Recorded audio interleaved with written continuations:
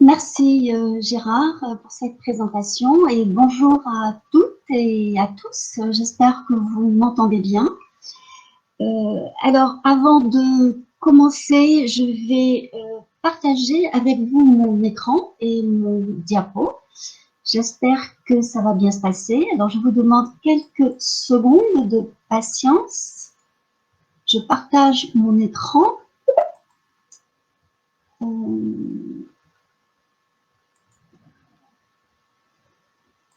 Voilà, donc ça devrait bientôt se mettre en place. Voilà, donc je pense là que vous avez mon écran sur le vôtre. Oui, Et c'est bon. donc je vais pouvoir commencer. Donc c'est fait, parfait. Très bien. Alors, ce que je vais essayer de faire ici avec vous, avec plaisir de voir des personnes qui viennent d'horizons si divers. Eh bien, ce que je vais essayer de faire avec vous, c'est de réfléchir à quelques points que j'ai retenus et qui me semblent importants, ce qui permettra d'alimenter un débat qui est toujours ouvert, avec des questions qui reviennent régulièrement ou de nouvelles questions qui apparaissent. Ce que je vais dire aussi sera inévitablement influencé par ma propre expérience, d'abord en tant que professeur natif, et ensuite parce que j'ai enseigné le FLE en France et à l'étranger, essentiellement à des étudiants en échange ou à des publics adultes. Je n'ai pas enseigné le FLE dans le secondaire, très peu en Alliance française, en institut ou dans des écoles privées ou des associations. Alors, je change de diapo. Alors, on sait que la dimension culturelle, hein, comme on vient de la rappeler, eh bien, elle est partout. Et qu'on est confronté dans un cours de langue dès les premiers mots de l'apprentissage. Et cette dimension culturelle, eh bien, elle peut surgir à tout moment dans le cours, dans les documents que l'on utilise, mais aussi, bien sûr, dans les contacts enseignants-apprenants. Et si je la comparais à un élément, je la comparerais bien à de l'eau. Elle est comme de l'eau, elle est fluide, elle est insaisissable, elle coule partout. Et le mot culture qui cherche à définir cette dimension, à la saisir à travers un concept, eh bien, ce mot culture, c'est une abstraction. La culture en elle-même n'existe pas. Hein. On ne rencontre pas la culture, sinon par une métaphore, mais on rencontre des gens, on se confronte à des comportements, on découvre des pratiques, des objets, des monuments, des institutions, des symboles, etc. Et c'est de tout cela qu'on déduit qu'il existe une culture particulière à un groupe donné. C'est pour cela donc que j'ai choisi comme titre le fait culturel avec le singulier générique. Cela me semblait plus concret, même si bien sûr je ne refuse pas l'emploi du terme culture. Ensuite, parler du fait culturel dans la classe de FLE, c'est inévitablement parler de la société et de la culture française. Alors, est-ce qu'il existe une culture française? Est-ce qu'on peut parler d'une culture française? Bon, je pense que oui, hein, elle recouvre l'ensemble des pratiques culturelles qui se trouvent sur le territoire français. Et je dis cela, enfin, je pose cette question parce que je donnais un cours qui s'appelait Culture et société française. Et un de mes étudiants m'avait demandé si culture était au singulier ou au pluriel. Alors, oui, dans mon intitulé, il était au singulier. Eh bien, tout simplement parce qu'il y a un seul pays qui s'appelle la France, mais cela ne veut pas dire, évidemment, que la culture française soit homogène, comme n'importe quelle autre culture d'ailleurs. Et cela, bien sûr, n'empêche pas de rappeler non plus que la langue française est parlée dans de nombreux pays, mais qui ne sont pas pour autant de culture française, tout en ayant des liens historiques avec la France. Dans les années 60, la revue Le Français en Monde avait consacré un numéro spécial à ce qu'elle appelait le Canada français, sans que cela pose problème à ce moment-là, ce qu'on ne pourrait plus faire aujourd'hui. Donc, aborder le fait culturel en classe de FLE, c'est prendre en compte des contextes nationaux, régionaux, variés, évolutifs, qui ont pour particularité d'utiliser la langue française comme langue officielle, comme langue seconde, etc. Alors, globalement, pour aborder l'enseignement des faits culturels, je dirais qu'il existe, à mon sens, deux grandes modalités. Une première modalité ont non systématique, et on sait que toute activité langagière peut donner lieu à n'importe quel moment du cours à l'ouverture de parenthèses culturelles. On n'est jamais à l'abri de l'imprévu dans un cours. Par exemple, dans un de mes cours, où nous faisions un simple exercice grammatical, la phrase suivante, il a épousé sa cousine, avait provoqué l'étonnement, un peu choqué, d'une étudiante allemande qui était surprise qu'on puisse épouser son cousin ou sa cousine. Et donc, nous avions fait une petite pause dans le cours et nous avions eu un petit échange sur le mariage, les unions possibles, interdites, etc. Et c'est justement à l'occasion de ces parenthèses du régnant natif que je suis, se rend compte, eh bien, il est très loin de tout connaître sur son propre pays et que ces connaissances peuvent être parfois approximatives. Alors, tous les cours de FLE se prêtent bien à cette forme d'approche non systématique, que ce soit des cours d'expression orale, où on travaille sur des supports écrits, audio, visuels, qui vont aborder des thèmes très divers. Et il en va de même pour des cours de compréhension, de production écrite, qui peuvent aussi, bien entendu, susciter des interrogations de nature culturelle. Autrement dit, l'enseignant de FLE est amené à traiter fréquemment, de façon fragmentée, à n'importe quel moment dans le cours, cette dimension culturelle, en apportant des informations ponctuelles, en ouvrant des fenêtres, parfois de manière très brève, à peine entrebaillées sur la culture cible. Je pense aussi à la traduction, une excellente façon d'aborder la dimension culturelle dans un cours de langue. La traduction permet, tout en s'interrogeant sur le fonctionnement de la langue, d'acquérir des savoirs culturels à travers notamment des référents auxquels renvoient les mots. Elle permet de travailler sur les connotations culturelles, sur le vocabulaire, qui est une voie royale d'accès à la dimension culturelle. Et Robert Calisson l'avait très bien montré dans tous ses travaux. Des enseignants utilisent la traduction de façon très intéressante en faisant traduire à leurs étudiants des documents de toute nature. Et on sait que le traducteur, eh bien, c'est un médiateur culturel. Evelyne, De nombreux travaux de recherche portent d'ailleurs sur cet aspect essentiel de la traduction. Evelyne. Je n'en ai pas assez parlé dans mon ouvrage, je le regrette. C'était une occasion de réparer un peu ce manque à l'égard des traducteurs et de la traduction.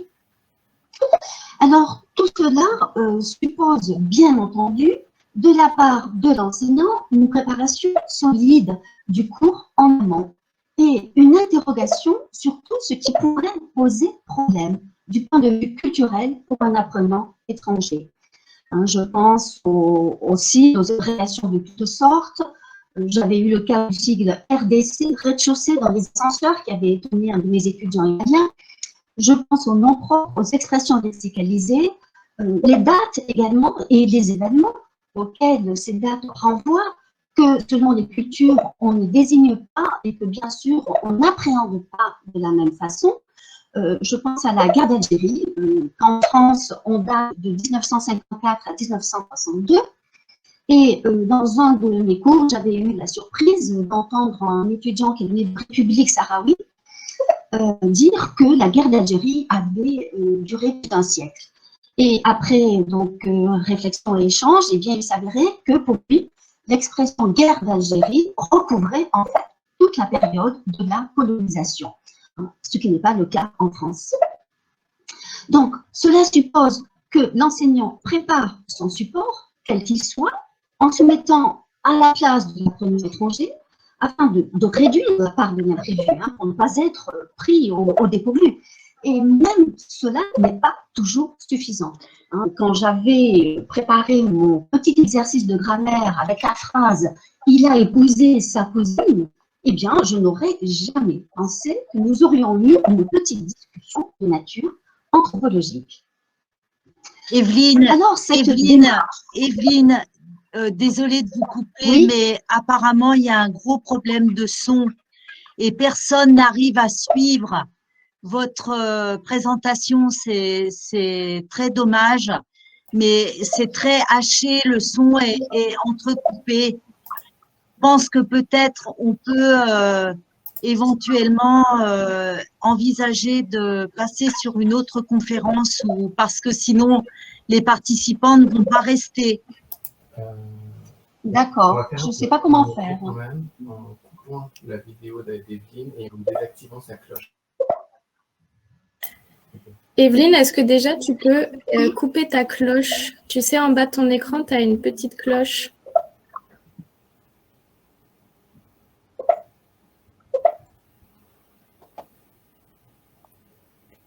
Voilà, parce que les participants entendaient le son des notifications.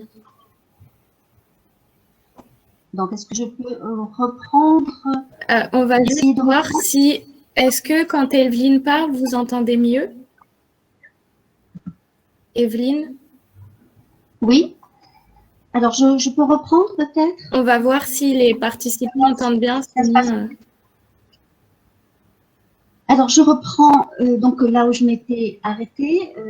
Je parlais donc de la démarche non systématique qui consiste donc à aborder l'enseignement des faits culturels en classe de FLE.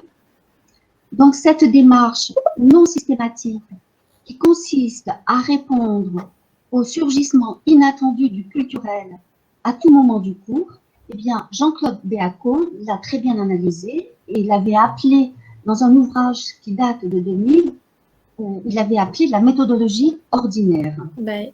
Son ouvrage avait pour titre « Les dimensions culturelles des enseignements de langue ». Et alors, personnellement, je n'utiliserai pas l'adjectif ordinaire qui me semble un peu négatif. Je trouve en effet que c'est une démarche qui convient très bien à certains publics, à certains stades aussi de l'étude de la langue. Je pense aux débutants, au public du secondaire, aux étudiants qui étudient la langue simplement comme une option dans leur cursus et qui n'ont pas besoin de se spécialiser. Et cette dimension non systématique, elle peut parfois même prendre une forme ludique. On a certaines méthodes de FLE qui proposent des pages de civilisation qui peuvent figurer dans des rubriques appelées détente, et on y trouve des informations, des quiz sous forme de jeux culturels. Et les apprenants, ils aiment bien, ils prennent plaisir à ce genre d'activité, si j'en crois le témoignage de mes étudiants. Il y a ensuite une deuxième modalité qui correspond à un enseignement systématique des faits culturels. Et dans ce deuxième cas de figure, on découpe enseignement de culture et enseignement de langue. Et l'enseignement de culture va prendre la forme de cours spécialisés, par exemple le cinéma français, la vie politique française, les territoires d'outre-mer, la communication interculturelle, etc. Et dans ce cas, les cours peuvent être donnés par l'enseignant de FLE qui peut éventuellement se spécialiser dans un domaine, mais aussi par des spécialistes, des historiens par exemple, des spécialistes de la communication interculturelle. Ces deux grandes modalités, elles donnent lieu donc à des pratiques pédagogiques qui sont variées, tout à fait intéressantes, chacune à leur façon, et efficaces en fonction des objectifs que l'on se donne. À ces deux modalités, il faut ajouter la question des contenus. Qu'enseigne-t-on? Alors, les travaux des chercheurs et les expériences des enseignants montrent qu'il y a trois façons d'aborder la question des contenus, à travers, globalement, les savoirs, les savoir-faire et le savoir-être. Alors, je commencerai par les savoir-faire qui, d'une manière générale, correspondent aux compétences que nous avons besoin d'acquérir et d'avoir dans la gestion de la vie quotidienne et dans nos échanges sociaux. Un exemple banal et courant, les termes de parenté. Une chercheuse chinoise qui avait fait une étude sur les termes de parenté en chinois et en français avait noté la grande asymétrie qui existe entre les deux systèmes de désignation. Le système chinois étant beaucoup plus complexe, avec des dictionnaires chinois qui rassemblent jusqu'à 2000 termes de parenté. Or, l'apprentissage, pas forcément évident de ces termes de parenté, relève cependant du niveau élémentaire dans le cadre commun de référence pour les langues. Ce qui, petite parenthèse, pose la question de l'utilisation du cadre commun de référence en dehors du contexte européen, et cela pose la question de son adaptation nécessaire. Alors, avant d'aborder la question des savoirs, je voudrais faire une petite parenthèse. Je pense qu'enseigner une culture, Eh bien, c'est très difficile en raison de la complexité des paramètres à prendre en compte. Et en ce qui concerne ces paramètres, j'en retiendrai 4. Le public que l'on a et ses besoins. La nécessaire adaptation de l'enseignant à son public. Quelle similitude entre enseigner la culture française à un public de lycéens européens ou bien à des étudiants malaisiens qui se préparent à venir étudier en France. Quelle similitude encore entre donner des cours de communication interculturelle à des professionnels travaillant dans des entreprises internationales ou bien à de futurs enseignants. Deuxième paramètre, c'est la situation d'enseignement et ses contraintes. Le nombre d'heures d'enseignement, le nombre d'élèves, les locaux, le matériel, l'accès à Internet, facile ou non, les examens à préparer, le contexte homoglotte ou non. Ces contraintes, on sait qu'elles sont déterminantes. Et certains enseignants vont même proposer, vu le nombre très réduit d'heures dont ils disposent, de se consacrer uniquement à l'enseignement de la langue, ce qui corrobore le statut relativement fragile de l'enseignement des faits culturels. Et dans certains contextes, le statut de l'enseignant peut être très précaire, surtout s'il n'est pas titulaire de son emploi. Je pense par exemple aux enseignants des alliances françaises ou des instituts français à l'étranger, des écoles privées ou encore certaines universités. Ces enseignants vivent pour certains avec la crainte de voir leurs cours fermés par manque d'élèves. Donc, on conçoit évidemment qu'il est difficile de s'investir durablement dans une formation professionnelle continue ou dans un renouvellement de ses pratiques pédagogiques dans ces cas-là.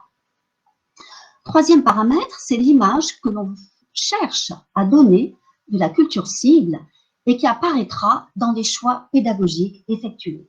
Alors, cette image, c'est l'enseignant qui va la fabriquer, qui va la construire à partir des supports pédagogiques et des thèmes qu'il va retenir, de la relation que lui-même entretient avec la culture qu'il enseigne, en fonction aussi de sa formation, de son âge, des possibilités de contact qu'il a avec la culture étudiée. Bon, il faut noter malgré tout que cette liberté de l'enseignant n'est pas totale. Selon les pays et les contextes, il doit s'en tenir au manuel. Il n'a parfois pas même la possibilité d'ajouter des supports autres que le manuel. Je pense à certains contextes où le manuel est imposé par les autorités éducatives. Et dans certains contextes conservateurs, eh bien, ce sont des thèmes, des supports ou des images qui sont impossibles à utiliser. Et enfin, quatrième paramètre, c'est la conception que l'on a de sa fonction d'enseignant. Est-ce que l'on est transmetteur ou passeur de savoir? Est-ce qu'on est éducateur, animateur, conseiller, médiateur? Un petit peu de tout cela. Et cette conception, eh bien, elle est liée à celle que l'on a de la discipline que l'on enseigne. Cette discipline, alors pour nous, l'enseignement des faits culturels est-elle l'occasion d'apprendre des savoirs et ou, parce que ce n'est pas incompatible évidemment, d'apprendre à entrer en contact avec d'autres cultures. Et je pense là aussi que cette conception est liée à la personnalité et aux convictions de chacun. Donc ces 4 paramètres me semblent absolument fondamentaux et je voudrais m'arrêter sur l'un d'eux, qui est la conception que l'on peut avoir de l'enseignement des faits culturels. Alors, actuellement, quand on lit tout ce qui s'écrit, ce qui domine très clairement, et qui a été rappelé d'ailleurs, c'est une conception de l'enseignement des faits culturels comme d'abord une éducation à la rencontre avec l'altérité. On apprend la rencontre presque plus que la culture de l'autre. Alors, un ouvrage qui me semble représentatif de cette conception, c'est le guide pour le développement de la mise en œuvre de curriculum pour une éducation plurilingue et interculturelle qui avait été publié en 2016 par le Conseil de l'Europe. Alors, le titre est un petit peu long, et donc j'abrégerai par la suite et je dirai tout volontiers le guide. Et avant de parler un peu plus longuement de ce guide, je voudrais rappeler que le cadre commun de référence pour les langues de 2001 distingue ce qu'il appelle les compétences générales de l'apprenant, qu'il répartit en différentes catégories, dont une qu'il appelle savoir et qu'il décompose de la façon suivante.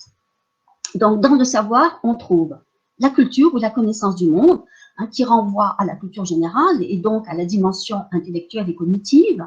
Et cette catégorie, eh bien, elle englobe ce qu'on appelle la culture cultivées ou patrimoniales, mais pas uniquement. Hein, des données sociologiques ou démographiques relèvent aussi de cette connaissance du monde. On a ensuite les savoirs socioculturels qui renvoient, eux, à la dimension pragmatique, au savoir-faire. Et ces savoirs socioculturels, eh bien, ils permettent de réaliser des actes communicatifs, d'agir en société, en interaction.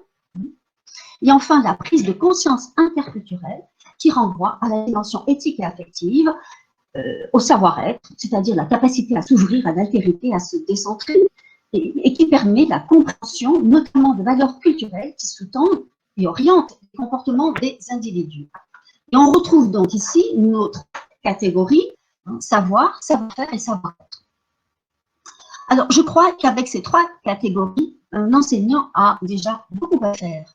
Et la seule connaissance du monde qui englobe, selon le cas de commence, les principales données géographiques, démographiques, économiques et politiques, je cite, eh bien, cela nécessite déjà, à mon avis, de nombreuses heures de cours. Et le cadre commun de référence rappelle, je le cite, que la connaissance factuelle du ou des pays dans lesquels la langue en cours d'apprentissage est parlée est de première importance pour l'apprenant. Alors, il y a un autre point intéressant que le cadre commun de référence rappelle, c'est le lien étroit qui existe entre savoir et savoir-faire. Lorsqu'il dit qu'une maîtrise procédurale, c'est-à-dire un savoir-faire, a pu nécessiter l'apprentissage préalable de savoirs qui ont été complètement intériorisés et ensuite oubliés. Et il donne l'exemple très simple de la conduite de voiture. Eh bien, avant de conduire, on apprend qu'il y a 3 pédales, un volant, n'est-ce pas, des clignotants, etc. Autrement dit, cette triple différenciation entre savoir et savoir-faire, ou même savoir-être, elle est d'ordre méthodologique, elle vaut pour les besoins de l'analyse, mais le comportement d'un acteur social, quel qu'il soit, met le plus souvent en jeu simultanément savoir, savoir-faire et savoir-être. Alors, je voudrais en revenir maintenant à ce guide pour le développement de l'éducation interculturelle. J'insiste un peu sur cet ouvrage, car c'est un ouvrage de référence, on le trouve facilement en ligne. Parmi les auteurs, on a des spécialistes comme Jean-Claude Béaco, Michael Byram, Daniel Coste. Et c'est un ouvrage qui est très détaillé, qui analyse, qui propose des démarches, qui donne des orientations pour concevoir des curriculums de langue, pour définir des objectifs, des contenus.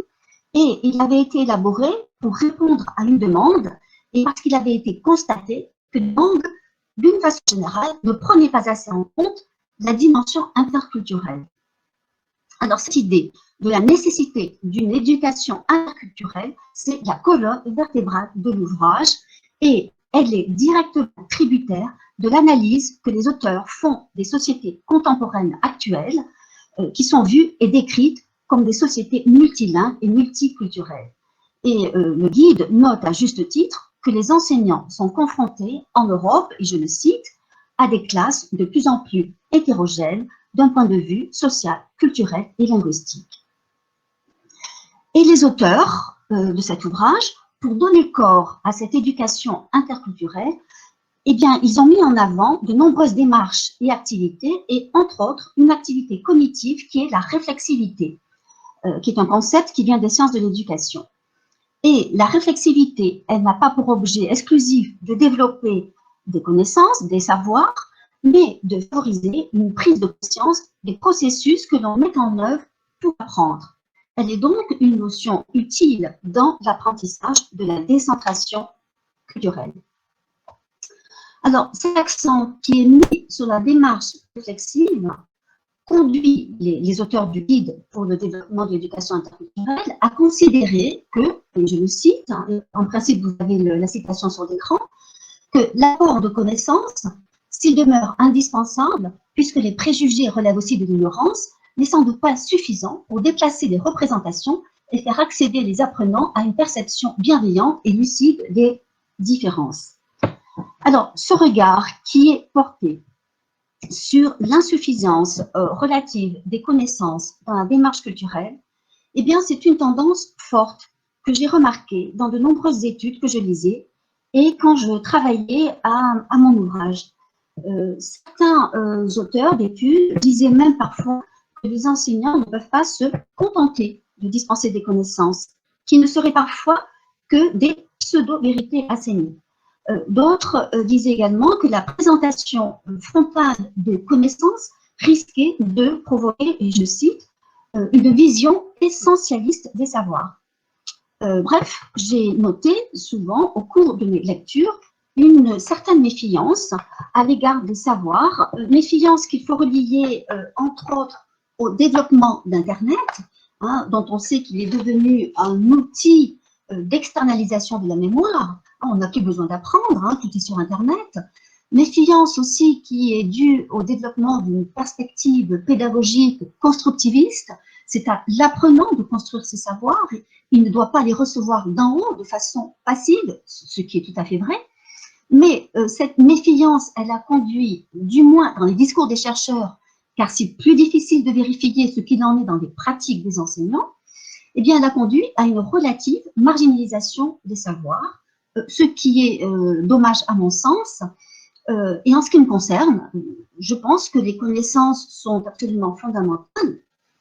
Les enseignants n'ont pas à se sentir insuffisants, en quelque sorte, ou faut-il d'être des passeurs de savoir, d'autant que d'autres travaux de recherche ont montré qu'il était naïf de croire que la seule démarche interculturelle pourrait contribuer à réduire les tensions entre sociétés et groupes culturels différents. Alors, il y a une deuxième raison, peut-être plus fondamentale, qui explique qu'il faudrait reconsidérer la place des savoirs. Et je cite le guide qui dit que les modes d'évaluation des savoirs sont aisés à construire. Et ce qui est en effet exact. On évalue plus facilement des savoirs que des savoir-être. Donc, je pense, pour ma part, qu'ils ne sont pas évaluables et ne doivent être évalués, du moins de façon sommative. Alors, ça peut sembler un petit peu paradoxal. Hein, cela voudrait dire réduisons la place des savoirs car ils sont très faciles ou trop faciles à évaluer. Compliquons donc un petit peu le travail des enseignants. Mais le problème, en fait, n'est pas dans la facilité ou la difficulté d'évaluation des savoirs, il est ailleurs, en effet. Et si les savoirs sont plus faciles à évaluer selon le guide, c'est que, je cite, le point de départ de ces savoirs reste en partie proche de l'idée d'entité culturelle bien définie, liée à l'idée de l'État-nation, ce qui constitue une simplification abusée qu'il s'agit justement de dépasser dans l'éducation plurilingue et interculturelle. Et il est dommage que le guide, que l'ouvrage ne développe pas davantage ce point de vue.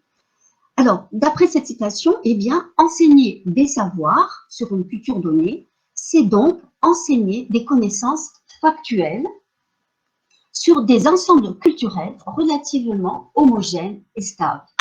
Ce serait donc conforter ce cadre de l'État-nation. Or, selon l'ouvrage, le cadre de l'État-nation n'est plus capable de rendre compte de la réalité des sociétés multiculturelles. Et dans cette optique, afin de dépasser le cadre de l'État-nation, eh bien, on minorise en quelque sorte l'enseignement des savoirs pour aller vers une éducation plurilingue et interculturelle, et donc on privilégie les savoir-faire et le savoir-être. À l'origine donc de cette relative minorisation des savoirs, il y a donc, en partie à mon sens, la remise en question du cadre de l'État-nation. Alors, je voudrais faire quelques remarques sur ce point de vue.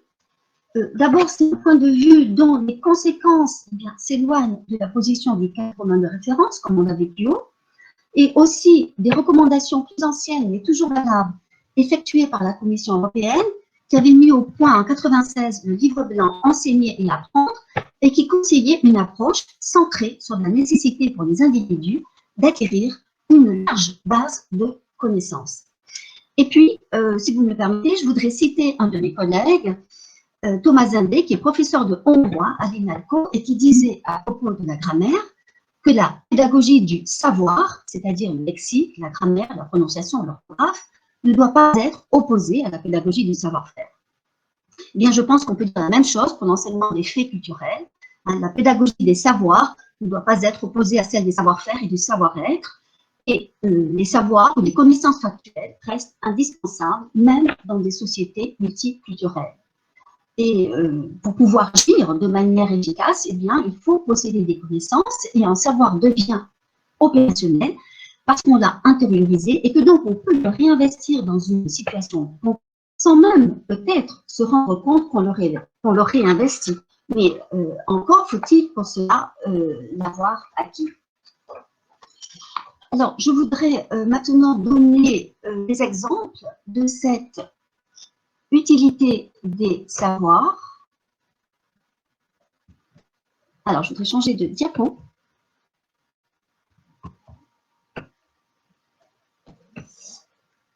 Apparemment, il y a quelque chose qui bloque. Bon, alors je voudrais donner un exemple concernant l'utilisation en didactique des stéréotypes dont on sait qu'ils tiennent une grande place dans l'approche interculturelle et dans l'étude des représentations. Un apprenant étranger ne peut pas les identifier dans un texte ou un document iconographique s'il n'a pas les connaissances permettant de les repérer. Il passe tout simplement inaperçu en tant que stéréotype même. Ainsi, certains de mes étudiants asiatiques à qui j'ai présenté un extrait d'une bande dessinée voyaient un viking là où était représenté en réalité un espagnol habillé en torero. Ils ne reconnaissaient ni l'habit ni le casque qui avait prêté à confusion, ni l'interjection espagnole pour lui. Alors, est-ce que c'est à l'enseignant d'apporter ses savoirs? Oui, bien sûr, mais pas uniquement. Le travail en groupe, dans une classe multiculturelle, eh bien, permet les interactions entre les étudiants quand on mélange les nationalités. L'Européen qui travaille avec l'Asiatique peut apporter à l'Asiatique les références qui lui manquent sur l'Espagne et vice-versa pour d'autres sujets. Alors, cela, évidemment, c'est possible dans une classe multiculturelle. Donc, je voudrais donner un autre exemple de cette utilité des savoirs. Dans le cadre de sa promotion pour la démarche de l'éducation interculturelle, le guide pour le développement de cette éducation conseille de faire prendre conscience aux apprenants, je cite, des formes d'altérité culturelle propres à leur espace social et intellectuel de référence. Et cela afin de les préparer à mieux accepter l'altérité propre à d'autres espaces que le leur. Et il donne comme exemple d'altérité culturelle l'opposition géographique entre le nord et le sud que l'on retrouve dans de nombreux pays et aussi au niveau international. Et c'est là qu'interviennent les savoirs. Où commence le sud en France, où est la limite et quels sont les critères de différenciation? Eh bien, il va falloir des repères géographiques. Dans un premier temps, le fleuve, la Loire, au sud de la Loire, c'est le discours commun. Et si on parle de la Loire, peut-on éviter de parler des autres fleuves? Cela me semble difficile. On peut faire aussi appel à des références historiques. La France, jusqu'à l'entrée en vigueur en 1804 du Code civil de Napoléon, était marquée par une très grande diversité de droits locaux. Dans le Midi, les coutumes étaient très imprégnées de romanité. Le Nord, en revanche, était bien plus influencé par les traditions germaniques. Et la différence était tellement marquée qu'il était possible de parler de pays de coutume au nord et de pays de droit écrit au sud. Et le partage se faisait le long d'une ligne allant du lac Léman à La Rochelle. Voilà donc une autre ligne de démarcation. On peut faire aussi référence à des critères linguistiques. Les enseignants connaissent bien la différence entre les deux zones linguistiques en France, langue d'Oc et langue d'Oc au sud. Donc tout cela, ce sont donc des savoirs. Et comment faire? Eh bien, découvrir, par exemple, la géographie physique ou administrative d'un pays, eh bien, les manières sont variées. Elles vont, par exemple, de la carte traditionnelle, aveugle ou pas, au bulletin météo télévisé, qui peut constituer une ressource intéressante. Des enseignants les utilisent et il y a des expériences d'enseignants sur cette utilisation du bulletin météo télévisé. On peut aussi demander aux apprenants de concevoir des pages publicitaires qui auraient pour titre, je pense, préparer vos vacances dans le sud de la France et leur demander d'inclure des visites de villes, des itinéraires touristiques, etc. Dans mon ouvrage, je donne un exemple d'activité de découverte de la géographie physique et administrative à partir d'une campagne publicitaire pour la région Bretagne et pour la ville de Rennes, qui jouait sur l'opposition Paris-Bretagne-Rennes à l'avantage de la Bretagne, et qui avait rencontré en son temps un grand succès. On peut aussi, à l'université, demander aux étudiants de FLE de mettre en place des blogs ou des sites informatifs à destination des étudiants étrangers en échange avec des informations sur la France, sur les démarches à faire, sur le logement, sur les transports, etc. Et on peut concevoir ce site comme un site collaboratif et constamment actualisable et actualisé. Alors, on sait aussi que la rencontre culturelle ne se fait pas seulement entre des sociétés globales, mais aussi entre des groupes sociaux appartenant à une même société complexe. Ces groupes sont hiérarchisés et on sait également que les hiérarchies sociales déterminent les hiérarchies culturelles. Excusez-moi, je mets à jour mon diapo, j'ai l'impression qu'il y a eu un petit peu, voilà. Donc, on sait que les hiérarchies sociales déterminent les hiérarchies culturelles. Et si connaître une société, c'est connaître ses hiérarchies sociales, c'est-à-dire les modes de classement qu'elle met en place, comme l'écrivait Louis Porchet en 1986, eh bien, les apprenants doivent découvrir, ils doivent pouvoir découvrir ces classements. Un des moyens de découvrir ces modes de classement, c'est de prendre, par exemple, connaissance des catégories socio-professionnelles et des termes permettant de les désigner. Qu'appelle-t-on en France un cadre moyen, supérieur, par exemple, hein? La désignation employé recouvre quelle profession? Et les catégories sont nombreuses. Et ces désignations peuvent être transparentes pour des apprenants européens, elles le sont beaucoup moins pour des apprenants asiatiques, par exemple. Hein? D'autant plus que ces désignations varient au cours du temps. Hein? On ne parle plus beaucoup à présent d'OS, d'ouvriers spécialisés, alors que cette désignation était fréquente dans les années 60-70, hein, et l'apparition ou la disparition de certains mots signale des évolutions sociales et économiques. Hein.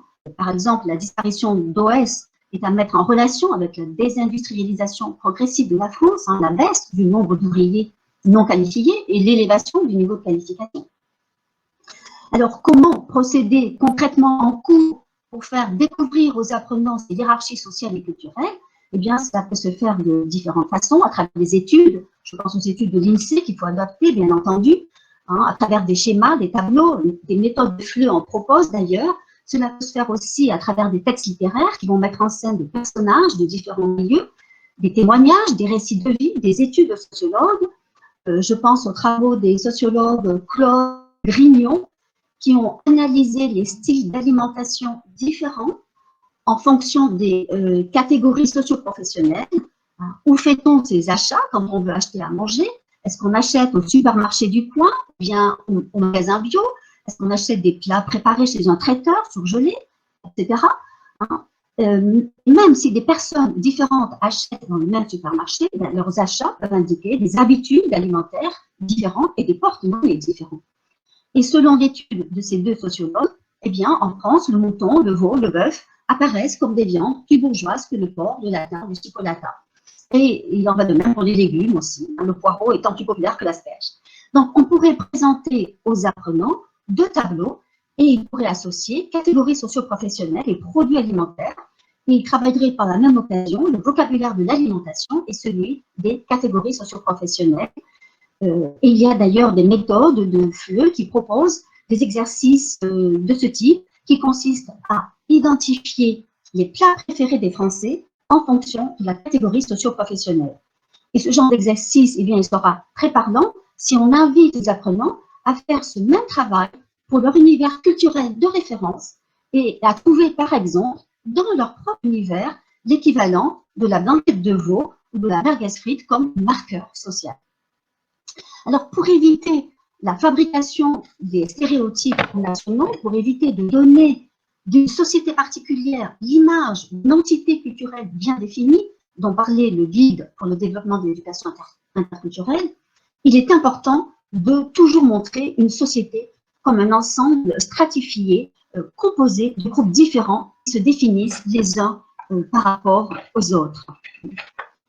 Alors, vous avez un site en ligne qui s'intitule « Le centre d'observation de la société » et qui offre de très nombreuses études faciles de lecture avec des tableaux, des statistiques qui peuvent être utilisés en classe de niveau B1, B2 et plus, bien entendu. À titre d'exemple, on présente la France souvent comme un pays de biens. On peut trouver sur ce site un article concernant la consommation d'alcool et son évolution au cours du temps, ainsi que des comparaisons avec d'autres pays. On y trouve énormément d'articles et d'études répartis en grandes catégories, les structures familiales, les revenus, la population, etc. Je rappelle donc le nom de ce site, c'est le Centre d'observation de la société. Donc, plus on accumule de connaissances et donc de savoir, plus on est capable d'affiner notre capacité à distinguer, à faire des classements et à ne pas confondre. Alors, trajectoire sociale, elle permet de montrer également qu'il existe dans toute société des catégories sociales, mais qui ne sont pas fixes. L'enseignant peut aussi mettre en place des activités qui permettent aux apprenants de saisir des expériences de mobilité sociale à travers des récits personnels, des articles qui évoquent des cas individuels, etc. On cite souvent en France le cas de l'ancien président Georges Pompidou, un petit-fils de paysan, exemple typique de promotion sociale à l'école. Actuellement en France, eh bien, la crainte du déclassement est forte, la notion de l'ascenseur social en panne, eh bien, elle revient fréquemment. Une séance ou plusieurs séances sur cette question dans un cours sur la société française contemporaine permettent d'aborder les problématiques de l'actualité et de comparer même de façon rapide une société à différents moments de son histoire et de dresser une périodisation. La France de l'après-guerre, les 30 Glorieuses, versus la France d'après les 30 Glorieuses, avec la montée du chômage, le changement du visage de l'immigration, etc. Donc, la complexité, eh bien, elle réside dans la diachronie comme dans la synchronie. Les enjeux ne sont plus les mêmes selon les époques. Et pour mesurer l'évolution d'une société, eh bien, on fait appel à des natures, on fait appel à des savoirs qui sont de nature historique. Alors, je voudrais aborder maintenant un deuxième grand point, la question de la différence culturelle, qui est une notion importante dans le cadre de l'approche interculturelle. Et lorsqu'on demande aux étudiants ce qui les intéresse dans l'apprentissage d'une langue, au-delà de l'aspect purement utilitaire ou professionnel ou strictement linguistique, eh bien, c'est très souvent la découverte d'une culture différente de la leur. Et donc, la curiosité pour l'altérité, eh bien, elle est au cœur de leur motivation. Or, l'altérité, c'est la différence. Et on ne peut pas penser la diversité culturelle et l'altérité sans cette notion de différence qui est fondamentale. Et ne plus arriver à saisir sa différence peut être très déstabilisant. C'est Amin Maalouf qui écrivait en 2003 dans son ouvrage « Identité meurtrière » que dans cette, et je le cite, dans cette culture universelle émergente, il peut être difficile de savoir qui on est. Et en effet, qui suis-je si je ressemble à tout le monde? Et Lévi-Strauss l'avait dit aussi en 2000, dans un ouvrage collectif intitulé « L'identité », et il avait dit que notre époque était, et je le cite, vouée à explorer la différence. Alors, si je m'attarde sur cette notion de différence culturelle, c'est qu'elle a été discutée, parfois remise en question par des sociologues, des anthropologues, des philosophes, des didacticiens. On lui a reproché notamment d'essentialiser la différence, c'est-à-dire d'expliquer les comportements que l'on ne comprend pas ou que l'on n'admet pas par la différence culturelle, qui homogénéise ainsi un groupe, qui le fige en quelque sorte dans sa différence. Et dans la traduction didactique et pédagogique de l'utilisation de cette notion, eh bien, découvrir une culture peut se réduire à ne s'intéresser qu'à ce qu'on appelle les différences et les ressemblances. En quelque sorte, cela recouvre les activités comparatives du type « et chez vous, est-ce différent? Comment fait-on dans la même circonstance ?» Et il est vrai que c'est une tendance forte et ancienne de l'esprit. Alors, c'est pour éviter cette essentialisation de la différence culturelle que certains didacticiens proposent ce qu'ils appellent une didactique de l'identité mouvante, comme Fred Dervin, dans un article dont vous avez le titre en principe sur l'écran. Et dans cette didactique de l'identité mouvante, l'important n'est pas de saisir des différences ou des ressemblances entre des groupes, mais de voir en quoi l'identité culturelle est individuelle et comment elle se construit et se négocie constamment dans les interactions quotidiennes. Cette didactique de l'identité mouvante met l'accent sur les relations entre les individus et la manière dont ils utilisent leurs appartenances culturelles. Et en faisant cela, elle cherche à éviter de les présenter comme des êtres dont le comportement serait prévisible sous prétexte qu'ils appartiendraient à tel ou tel groupe culturel et ou social. Alors, c'est un point de vue qui est très intéressant, mais qui pose cependant des questions parce que c'est une didactique qui écarte les connaissances et les savoirs culturels et qui met l'accent sur les interactions et sur l'individu. D'ailleurs, il n'est pas surprenant que cette didactique utilise l'analyse de discours pour étudier justement les positionnements et les stratégies des individus dans les interactions. Et là, à mon sens, on s'écarte d'une didactique de l'enseignement de la dimension culturelle pour se concentrer sur la rencontre et l'interaction. Alors, l'enseignement des faits culturels, c'est cela, bien sûr, mais ce n'est pas que cela. Et par ailleurs, quand on est confronté à ce que Carmel Camilleri appelait l'évidence des différences, eh bien, quels moyens se donne-t-on pour saisir ces différences à un niveau collectif qui dépasse celui de l'individu?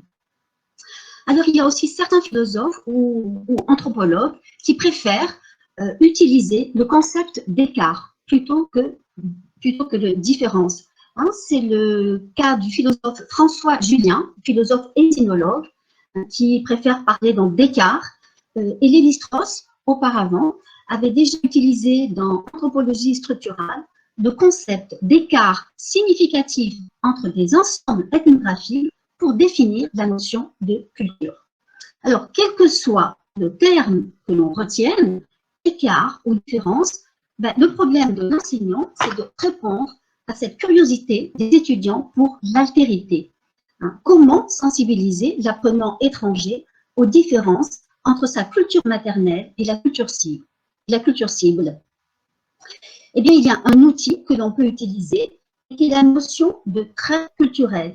Ce n'est pas une notion nouvelle, loin de là. Mais cette notion est intéressante parce qu'elle est liée à celle de tendance dominante et de constante. Et relever des traits culturels, c'est relever des permanences, des régularités. Alors, bien sûr, c'est aussi courir le risque de généraliser. Et la généralisation, eh bien, elle a très mauvaise presse. Hein. Il est vrai, et on considère, et il est vrai qu'elle est souvent génératrice d'erreurs. Bon, ce n'est pas forcément toujours le cas. Tout dépend un petit peu de la manière dont on l'utilise. Alors, je voudrais donner un exemple d'étude de traits culturels à travers les travaux d'un chercheur australien, Bert Peters, qui a développé une démarche qu'il appelle l'ethno-axiologie. Et cette démarche, donc, elle consiste à repérer des valeurs culturelles grâce à des indices linguistiques ou non. Et Bert Peters s'est intéressé au bon usage des stéréotypes en cours de fleu. Et parmi ces stéréotypes, il en a retenu plusieurs, dont un qui est le suivant, et qui est un trait culturel. Hein. On décrit les Français, et les Français eux-mêmes se décrivent souvent comme des râleurs. Et Bert Peters a relevé un grand nombre d'occurrences qui mettaient en avant ce trait culturel, que ce soit à la télévision, dans les publicités, dans la presse, dans les slogans, dans les titres de librairie, dans le cinéma. Je pense au succès d'un acteur, hein, Jean-Pierre Bacry, hein, râleur, attachant, tel qu'il est défini dans la presse. On le trouve aussi dans les expressions imagées, râler comme un pou, hein, expression qui est en soi assez mystérieuse. Et Peters montre que ce comportement linguistique de la râlerie française est à mettre en relation avec des valeurs et des convictions du type il faut râler si on veut que les choses avancent, si on ne veut pas se faire marcher dessus, si on ne veut pas se laisser faire. Quand on râle aussi, surtout contre le gouvernement, on montre que l'on n'est pas dupe, qu'on ne se fait pas avoir, qu'on n'est pas naïf tombé de la dernière pluie. Et Peters associe ce comportement à l'esprit contestataire des Français. Alors, ce n'est pas là, bien sûr, une grande découverte, mais c'est ce qu'il appelle un comportement saillant, inconnu de bien de nos étudiants étrangers, surtout ceux qui ne sont pas européens. Alors, comment éviter justement la généralisation et la simplification? Eh bien, on peut mettre en regard cette tendance des Français à râler, entre autres, contre leur gouvernement, avec, en même temps, leur attachement profond à l'État-providence. Et je cite le sociologue Jacques de Morvan, qui disait que le citoyen français est très content d'avoir un État prestigieux qui le représente. Les Français veulent à la fois bénéficier de l'État et pouvoir le critiquer. C'est d'ailleurs l'une des situations à partir desquelles nombre d'étrangers repèrent là ce qui leur apparaît comme une certaine hypocrisie dans la conduite des Français. Donc, la mise en évidence et la compréhension des paradoxes permet d'éviter, à mon sens, la simplification dans l'appréhension d'un trait culturel. Et là aussi, eh bien, l'histoire peut aider à comprendre ce trait culturel contestataire que l'on peut considérer comme un phénomène récurrent qui s'inscrit dans une histoire qui remonte à la Révolution française et même avant. Il y a une constante, visiblement, toujours là, que l'on a vu notamment dans les nombreuses manifestations récemment des Gilets jaunes, avec ces nombreux actes, dans une forme de théâtralisation de la manifestation. Et de même, la construction de l'État-providence, eh bien, est à mettre en relation avec la nécessité de reconstruire la France à la fin de la Deuxième Guerre mondiale, à travers la politique du programme du Conseil national de la résistance. Bon, c'est l'époque, on le sait, de la création de la sécurité sociale, de la nationalisation des grandes industries, des banques, des secteurs de l'énergie, etc. Mais il faut tenir compte aussi de l'élaboration antérieure, tout au long de l'histoire, d'un État très centralisé, commencé sous la monarchie, poursuivi par la Révolution, l'Empire, la République, et qui a donc pu assumer cette fonction d'État-providence. On peut également éviter la mise en place de stéréotypes en comparant avec d'autres contextes quand c'est possible. Je pense au Brésil. Je ne sais pas s'il y a des Brésiliens qui m'écoutent, mais au Brésil, par exemple, on cite une attitude à la fois équivalente et différente de la râlerie, équivalente dans le fond mais pas dans la forme, et qui se manifeste dans un proverbe brésilien très fréquent et qui dit la chose suivante: celui qui ne pleure pas ne tète pas.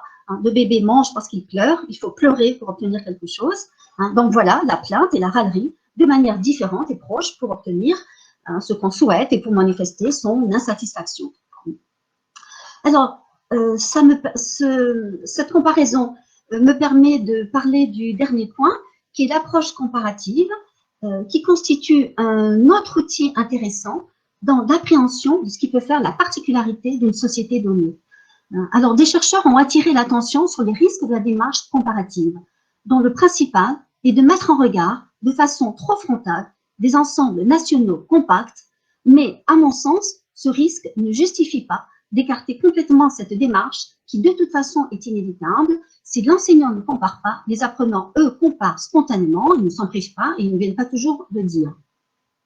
Alors, un exemple, pour comprendre, par exemple, la question de la place de l'étranger en France, eh bien, il y a une façon particulière de l'aborder en France, que l'on saisit mieux si on peut comparer avec les États-Unis, et la manière dont les deux nations se sont construites. On sait que les États-Unis se représentent depuis toujours comme un pays d'immigrants, que l'immigration fonde et précède la nation en quelque sorte, ce qui fait que la nation se reconnaît comme pluriethnique. L'Américain est un descendant d'immigrants ou un immigrant. La France, elle, ne se conçoit pas comme un pays d'immigration, ce qu'elle est pourtant devenue de façon importante depuis la seconde moitié du XIXe siècle.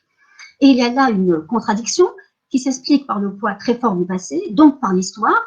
J'en reviens toujours un petit peu à l'histoire, aux ressources que cette discipline peut fournir. Et depuis la Révolution, eh bien, il y a une représentation unitaire très forte de la nation autour de la République, une et indivisible, qui a été longtemps assimilatrice, d'abord avec ses propres provinces, cela on l'oublie parfois, ensuite dans ses colonies, et avec les étrangers appelés à devenir des citoyens français. Et je pense, par exemple, à la notion de fraternité, telle qu'elle est développée chez Michelet, et qui remonte à la période révolutionnaire. Et qu'est-ce que c'est que la notion de fraternité? Eh bien, c'est justement l'abandon de particularismes régionaux des anciennes provinces françaises pour se fondre dans la nouvelle patrie en train de se construire et pour ne former plus qu'un seul corps nouveau, solidaire, qui va être la nation. Donc, c'est cela, la fraternité, cette nouvelle nation en train de se créer, qui va garantir quelque chose de fondamental, qui est la liberté et l'égalité devant la loi, la même pour tous. Alors, cette fraternité, eh bien, on la retrouve de façon souterraine dans la notion de solidarité nationale, dans tout ce qui est processus de redistribution des richesses. Et donc, c'est la nation qui va permettre de mettre en place cette fraternité. Donc, un enseignant qui n'a pas en tête cette carrière-plan historique n'abordera pas en cours, évidemment, ce sujet de l'étranger et de la citoyenneté de la même façon que celui qui en aura connaissance. Donc, la connaissance de l'histoire donne de la profondeur et du recul, et ce serait dommage de ne pas profiter des ressources qu'apporte cette discipline et d'en priver les apprenants au motif que ce serait peut-être des connaissances stabilisées qui renforceraient les identités culturelles. Et de plus, l'historiographie, eh bien, elle est là pour montrer que le champ disciplinaire de l'histoire évolue et qu'un même événement ou qu'un même personnage est envisagé selon l'époque, sous un angle différent, de même qu'évoluent les objets de la recherche en histoire. Il me semble donc, voilà, que l'histoire reste un outil, une discipline ressource absolument fondamentale pour un enseignant de FLE qui s'intéresse à la dimension culturelle. Alors, j'ai bien conscience de n'avoir abordé que quelques points et d'avoir insisté sur l'utilité des savoirs, alors que s'intéresser à la dimension culturelle, c'est bien évidemment envisager les savoirs, les savoir-faire et les savoir-être. Ces trois catégories, comme on l'a vu, elles renvoient aux dimensions intellectuelles et cognitives, pragmatiques, éthiques et affectives, qui interviennent à des degrés différents dans toute pratique sociale et culturelle. Et c'est à l'enseignant de choisir quelle dimension il va, quel contenu il va travailler et à quel moment de son cours ou bien de son cursus. Alors, si j'ai insisté sur les savoirs, c'est parce que actuellement, il me semble peut-être injustement marginalisés ou soupçonnés. Et je préférerais dire à leur propos ce que disait Robert Gallisson, qui disait que savoir et savoir-faire s'inscrivent naturellement dans le même continuum et quand l'un fait défaut, il appelle l'autre. Robert Gallisson ne parlait pas du savoir-être, mais les savoir-être s'inscrivent eux aussi, évidemment, naturellement dans ce continuum. Et je vous remercie pour votre écoute et je vous présente mes excuses pour les problèmes techniques qui ont pu surgir durant cette conférence.